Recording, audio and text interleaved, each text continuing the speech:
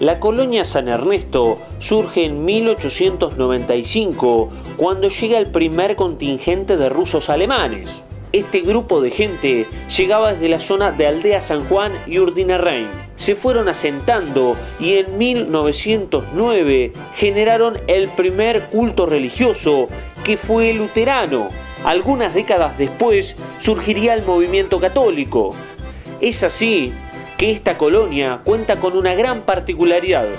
Por un lado, la Iglesia Católica, cuyo templo es de chapa y tiene una vista hermosa y muy particular, y por otro lado, el templo luterano. Es lugar de referencia también por la región el almacén de Don Fernández, a quien hace poquito tiempo visitáramos, y la emisión de su nota generó una gran cantidad de comentarios y salutaciones por lo particular del lugar.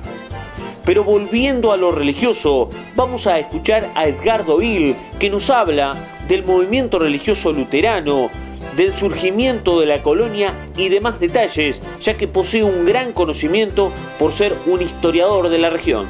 Se dedicaban, en cuanto a las actividades, mayormente eran colonos, que se dedicaban a la siembra del trigo, mayormente. Ganado prácticamente en esa época no se hacía, solamente se tenían caballos, que eran los animales, digamos, que se utilizaban para el trabajo.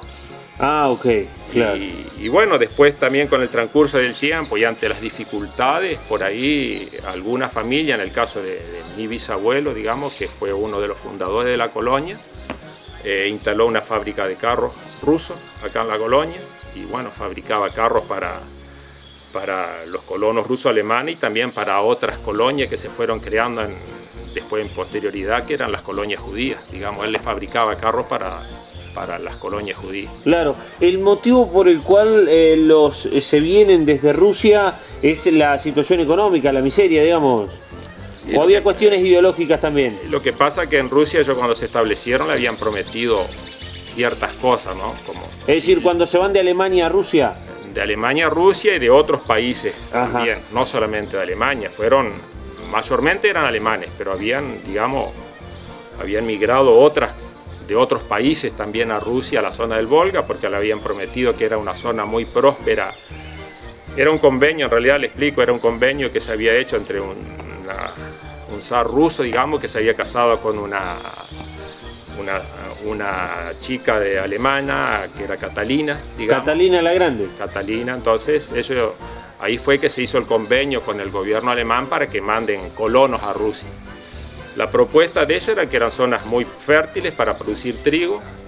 Digamos, cuando llegan allá le habían prometido libertad de religión, un montón de otros privilegios. Cuando llegan allá se encuentran con que el lugar no era tan próspero, digamos. Tuvieron que hacer construir, hacerse sus propias casas, sus escuelas, construir todo, digamos, y fueron creciendo así en el tiempo, ahí en Rusia. Digamos, ellos formaron una colonia muy fuerte, digamos, los alemanes que estaban establecidos en Rusia, y entonces después los rusos los empezaron a mirar con un poco malos ojos porque pensaban que se podían independizar y formar, digamos, un estado propio.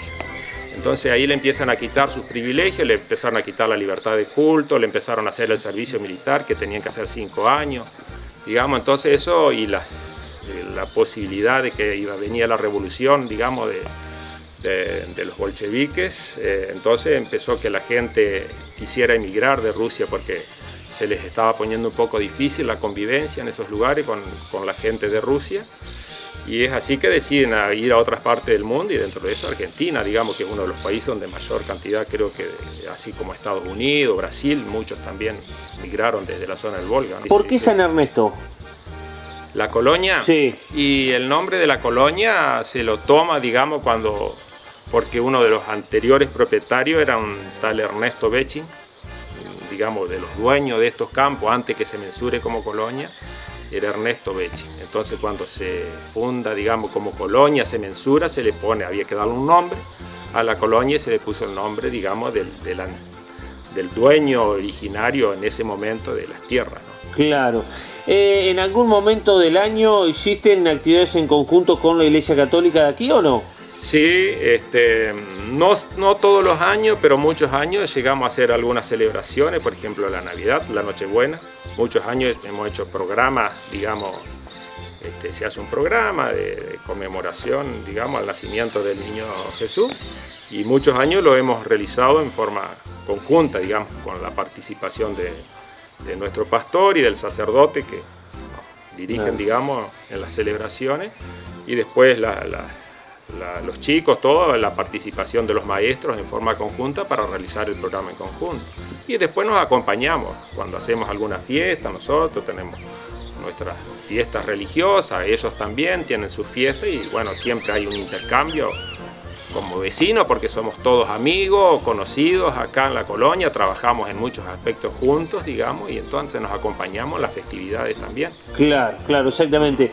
El pastor es a ustedes lo que el sacerdote para nosotros, digamos. Básicamente, ¿cómo funciona el movimiento religioso luterano? ¿Qué cosas ponen en relieve, qué cosas no? ¿Qué significa para ustedes el pastor? ¿Cómo es la vida de él? Digamos, el pastor puede llevar adelante su vida familiar, mujer, hijos, sin inconvenientes, ¿no es cierto? Sí, sí, sí. Bueno, nosotros, la organización nuestra de la Iglesia Luterana, nosotros dependemos de un ente central que está en Buenos Aires, digamos, que es la IELA. Después nos organizamos en distritos, digamos, en una forma de organización, digamos, en distritos donde acá en Entre Ríos es un distrito de la Iglesia Luterana, digamos, que está conformado por muchas congregaciones ese distrito, y después están digamos, la nuestra, en nuestro caso es la parroquia San Salvador, que está conformada, digamos, que la atiende el pastor Weber en este momento, que ahí está integrado por San Salvador, que hay una congregación en San Salvador, está la congregación de San Ernesto, después en Villa Elisa hay una congregación también, y General Campos. Ese pastor, digamos, está full time para nuestra atención.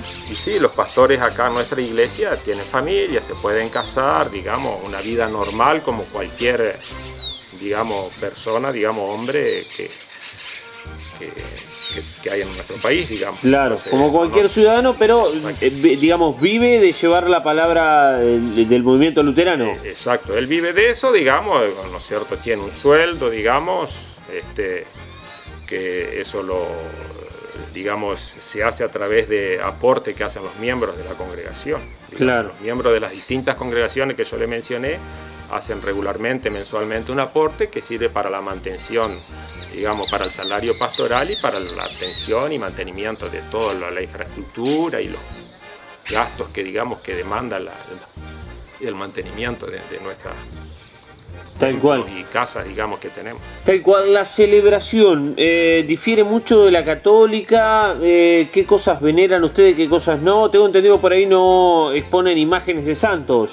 Sí, o sea, una de las cosas principales de la iglesia luterana, digamos, nuestro principio, que somos salvos por gracia de nuestro Dios. Nosotros no somos salvos por nuestras obras, digamos, sino porque por el gran amor que tiene Dios en nosotros, el que nos ofrece, digamos, la salvación y el perdón. Esa es la cosa básica de la iglesia, que por ahí, bueno, en otras iglesias es diferente. Y sí, no tenemos culto a los santos, no, son santos para nosotros, pero no los veneramos como santos.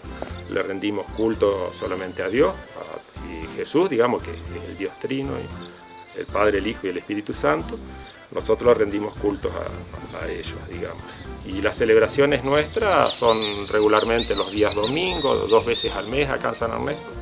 O sea, el pastor tiene un trabajo, digamos, un fin de semana trabaja acá en San Ernesto, otro fin de semana en San Salvador, y después a la tarde, por ejemplo, Villa Elisa, General Campos, los días que hay culto acá o en San Salvador. Claro, exacto. Me interesa esto de que son salvos por la gracia de Dios.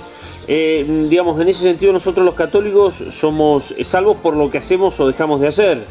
Digamos, en ese concepto quisiera profundizar, por favor. Y bueno, o sea, en realidad nos salvamos porque Dios, digamos, nos da todo y nos perdona nuestros pecados, y por amor, por su amor, digamos, somos salvos. No porque nosotros hagamos más o menos cosas buenas, digamos. Podemos ser pecadores, todos somos pecadores, pero bueno, creemos en el perdón de Dios, y a través de ese perdón Él toma como hijo y nos da la salvación. Claro, imagino que a raíz de esto no manejan confesiones.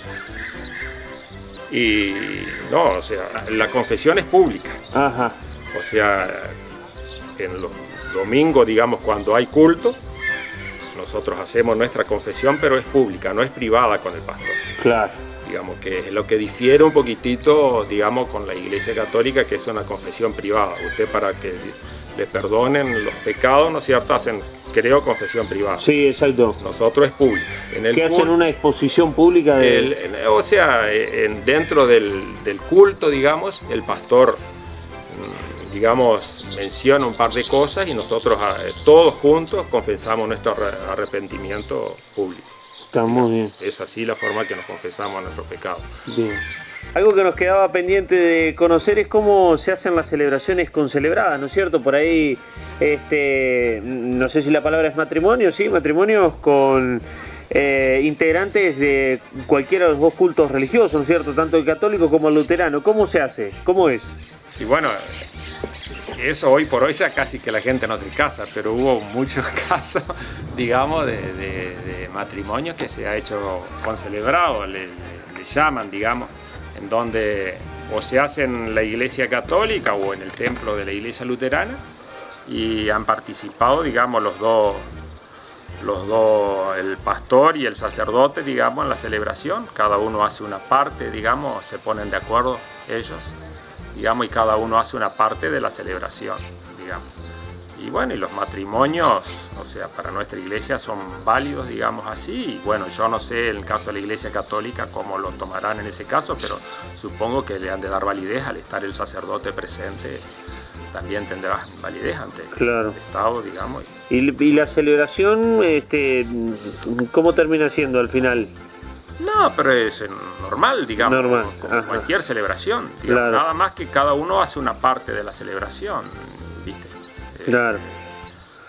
¿Y ustedes, para contraer enlace, cómo es el tema? Digamos, ¿está todo el procedimiento de los anillos y demás también o no? Sí, es lo mismo. En esa parte prácticamente no difiere de la Iglesia Católica, digamos, una parte donde el pastor hace digamos, una devoción explicando lo que significa el matrimonio, y después la parte de los anillos, digamos, el intercambio de anillos, eso es lo mismo, digamos, que en la Iglesia Católica. Exactamente. Sí. Así que entonces, para ser concreto, este es el primer culto del año 1909, data, no sé si el templo, pero, no, me dijo que empezaron a funcionar en un galpón. El primer culto se da el 6 de enero de 1909, en un galpón acá de que da un vecino, que era también miembro, digamos, de la iglesia, don Adam Fink, digamos, que vivía acá a la derecha mía, digamos.